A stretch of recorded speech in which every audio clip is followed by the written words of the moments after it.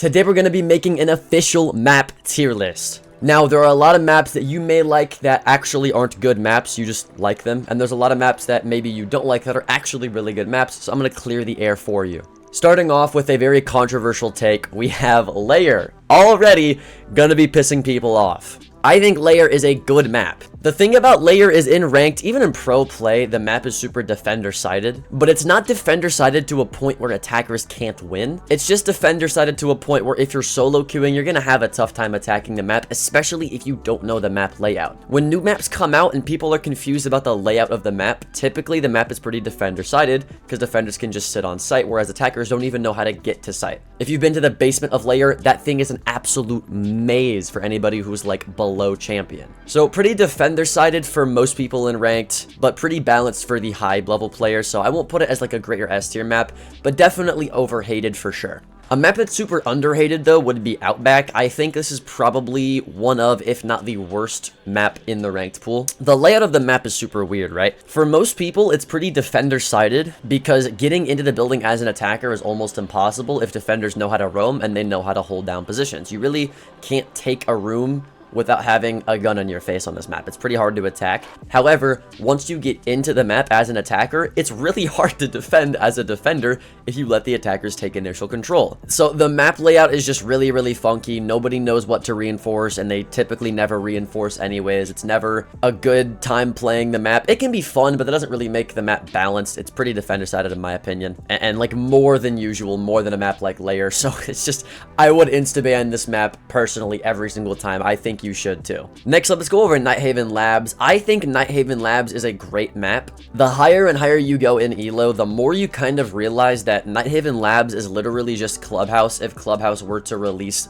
last year. Or did Nighthaven Labs come out 2 years ago? I forgot. But you get the idea. It's just a more modern version of Clubhouse, and the reason I say that is because they play out almost identically, right? Both Nighthaven Labs and Clubhouse have multiple exterior walls that you need to get open for every single bomb site, which forces attackers and defenders to use a lot more utility than a map like, let's say, Coastline. In a game like Siege, where utility is kind of the main point of the game, that's going to naturally make people want to gravitate towards these maps more, and it also forces you to be a better player because you're using utility, so it's a map that makes you better and that gives the whole driving point of the game a purpose. I also think in terms of balancing, it's not that unbalanced. I will say it's a bit defender-sided and low elo and attacker-sided and high elo. It's not as balanced as some of the S-tier maps we'll be going over, but still a great map nonetheless that I don't really think you should be banning in my opinion. Next up is Emerald Plains. I am an Emerald Plains hater, but I don't think it's as bad as the map Outback. I think Emerald Plains is just really, really attacker-sided. It kind of suffers from the same issue that old Consulate had, where there were just way too many windows that can lead directly into site for free that the attackers get right out of spawn. Emerald Plains has that same issue. There's like 3 windows that look directly into the bomb site for every single site on this map. It's super short, so defenders can't really defend a lot of space and waste a lot of time roaming. So the map is pretty attacker-sided in my opinion and in my experience. However, I do think that if you're good at defending, it's really not that bad. There's a lot of runouts and spawn peaks you can do, and it's pretty fun overall, although I will say fun is not a metric I'm going to be using in this tier list. Just because a map is fun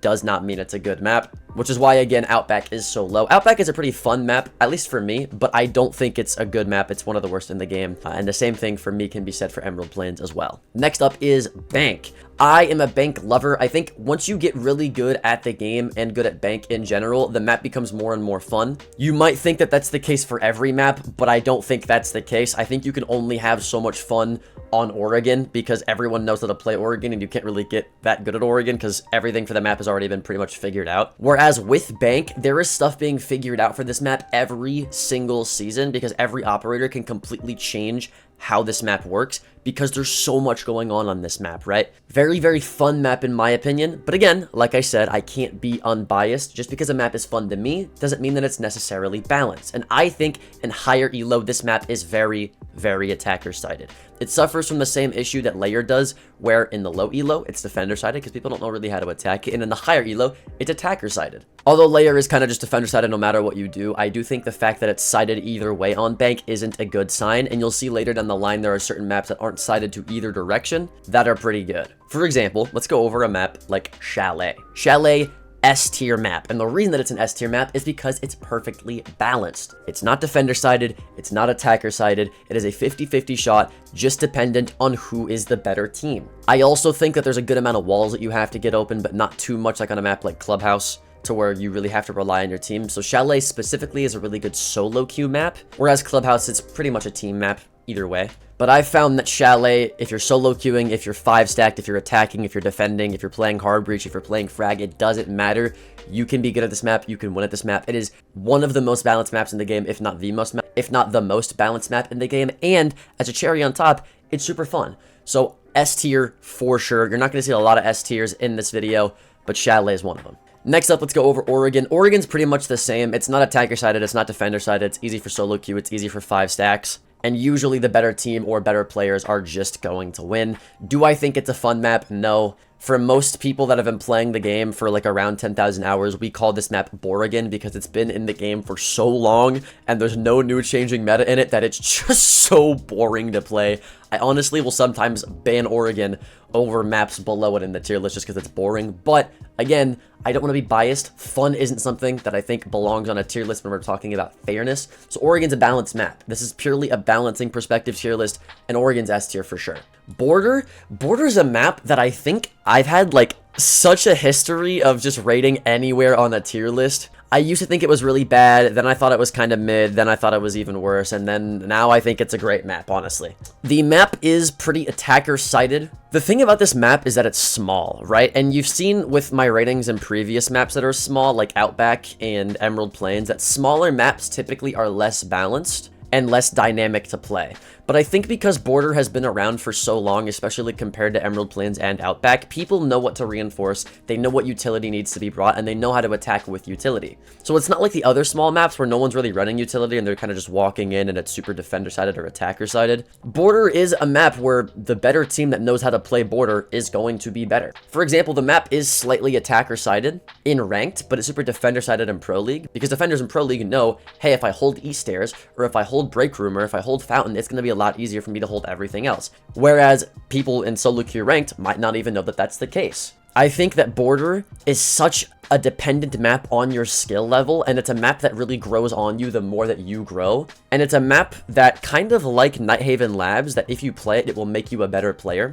I think that just makes it a great map. It's not too unbalanced like Layer or Bank or any of these maps below to where I want to put it lower, but it's so chaotic in the sense that like every single time you play Border, you're going to be playing it differently, that I really like the map and what it does for you as a player. It kind of forces you to learn and forces you to be better, and it forces you to take gunfights because of how cramped it is. That Border is such a great map in my opinion. I used to hate it as a new player, and most of you new players probably hate it as well. But as you get better at the game, I think this map becomes one of your top favorites in my opinion. Next is Coastline. I think Coastline is honestly a mid map. The issue with Coastline is you don't have to use any utility, so it's kind of just like a run-and-gun TDF map, kind of like Emerald Plains is. It's pretty attacker-sided as well the higher you get into the elo, because people can just get these crazy lines of sight immediately from spawn. I know you've seen the Glaz and Cali angles from Ruins, or maybe you've seen Osa shields on the service door when you're playing Kitchen. Either way, like, Coastline, pretty attacker-sided, not a lot of utility you get to use. It makes the map, like, not very good for the game. Is it a fun map? Absolutely. That's why everybody loves it, but just because you love it doesn't mean it's a balanced map. A super balanced map, though, and one of the best maps in the game, if not the best map in the game, in my opinion, would be Clubhouse. I personally think Clubhouse is the best map because it's one of the most balanced maps in the game. You have to use a lot of utility. People grow with this map as they get better because of the amount of things that you can do, because of how big the map is, and because of how much utility you have to use, because there's like 3 walls you have to open for every single site, right? For example, in lower elo, you'll find that people will play in rafters of Clubhouse, and they'll use a rotate on the wall that leads into CC, so that they can play a zombie in there and then leave whenever they want to. But then in higher elo, once you figure out that people will just cut you off from the wall, or cut you off from CC window,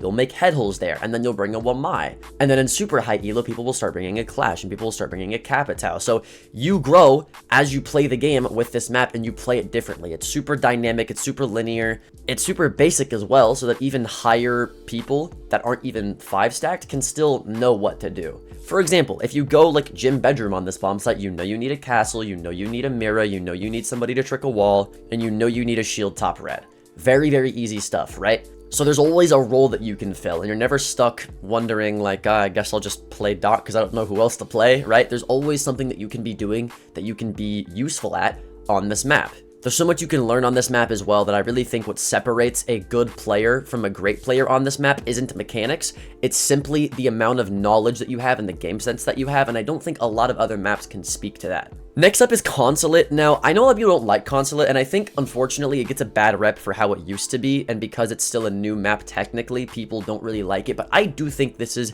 at the very least, a good map. At the very, very least, this is a good map. I don't think it's quite on the level of, like, Border and Nighthaven Labs. Actually, I kinda do. I don't think it's as bad as Layer, and I don't think it's as unbalanced as Bank and Ranked, but I do think Consulate's a really good map. It's not that unbalanced. People just don't really know what they're doing on it yet. And I think as somebody who used to play competitively a lot, this map is really fun when you do know what you're doing, when you do know what to attack, when you do know how to defend. This map is actually pretty balanced and pretty fun. Again, fun isn't a metric that I like to use, but I'm just saying that so that you get that when you learn how to play on this map, it can be a map that isn't something that you hate as much as something like Theme Park. You know what I mean? It's not a bad map. It's not unbalanced. With the rework, you're not getting spawn peeked all the time, and there's not a bunch of windows that look into sight that aren't at least shallowable as a defender. So Consulate really is not that bad. I do like it as a map. Cafe I also really do like as a map. If you don't like this map, it's because you're getting spawn peeked off of it a lot. And honestly, that is a skill issue. There are plenty of ways you can counter the spawn peeks on this map. Literally just spawn river docks and you won't get spawn peaks. Like, you know what I mean? Like, you can just counter the spawn peaks. It's really not that hard. Just stop spawning Christmas Market. Just stop doing that and you'll be fine. As a defender, this map is pretty easy. I will say it's a little defender-sided and ranked, but when you get higher and higher in the ranked and you just start bringing ace, you can be good at this map. Ban Mira, play ace, and don't die to a spawn peak, and the map's pretty balanced in my opinion. Canal, here's my thing about Canal. I kind of have the same thing as Bank, where like super fun map, right? But not at all balanced. I think Canal is very attacker-sided for the same reason as Bank, where you have all of these windows that you have to worry about as a defender, and then they get access to sight through windows and through exterior walls like immediately, right? So Canal's pretty attacker-sided, pretty fun, but again, not really a balanced map in my opinion. There's a reason that it's not in Pro League right now. Next up is Skyscraper. I think Skyscraper is pretty bad. The reason that I do is because it is statistically the most defender-sided map in the entire game. We're talking ranked and in Pro League. Even in Pro League, where things start to balance out because people know what they're doing, Skyscraper still has an 80% defender win rate. 80%! And the only way that they can really mitigate that in Pro League is by bringing 2 shields every round, which is why it's the map that has the most amount of shield play in the game, because it's just that defender-sided, right? And in Ranked, it's even worse. Now, the reason that I say that it's not, like, super insta-ban is because if you're a defender, you want this map. Even if you hate the map, you don't think it's fun, you don't like it, you pick Skyscraper because it is so extremely defender-sided that you would be throwing if you didn't pick it, right? So the reason it's not in ban is because if you're on defense, you want this map. But any other reason for this map ever existing, I would want to put it in ban for. But it's a mid map. It is pretty good as an attacker if the defenders are bad at the game. So like in mid to low elo, it does balance out a little bit, but in high elo, it's so defender-sided, it's not even funny. Theme Park, I think it's a bad rep as a map that's super like defender-sided. But after the rework, I don't honestly know that that's the case anymore, especially in ranked when people aren't really like knowing how to defend. I think a good attacker 5-stack team can really fuck this map up. But I mean, for the average solo queue player and somebody who's like low tier, I don't think that Theme Park is that balanced in my opinion. I do think it's a little bit fun and it gets a bad rep for how it used to be, but still not that good of a map in my opinion. Next up is Villa. I think Villa is good. I personally just banned Villa because I'm just bored of the map after years of playing it. There's also not a necessity to use a lot of utility on this map or to get walls open on this map as much as there is on other maps, because you can just do backside pushes on Villa every time and be completely fine. And I also think it's a bit defender-sided because you can just roam and completely decimate any attackers, and there's a bunch of runouts as well. So Villa, as much as it is like a good map, it's not really that good compared to things like Nighthaven Labs, Cafe, Chalet, Border, you know what I mean? So it's just kind of a good map in my opinion. But with that out of the way, that is it for today's video. Let me know what you disagree with, and if you want to see me stream live every single day on Twitch for the next 365 days, as you can see up there,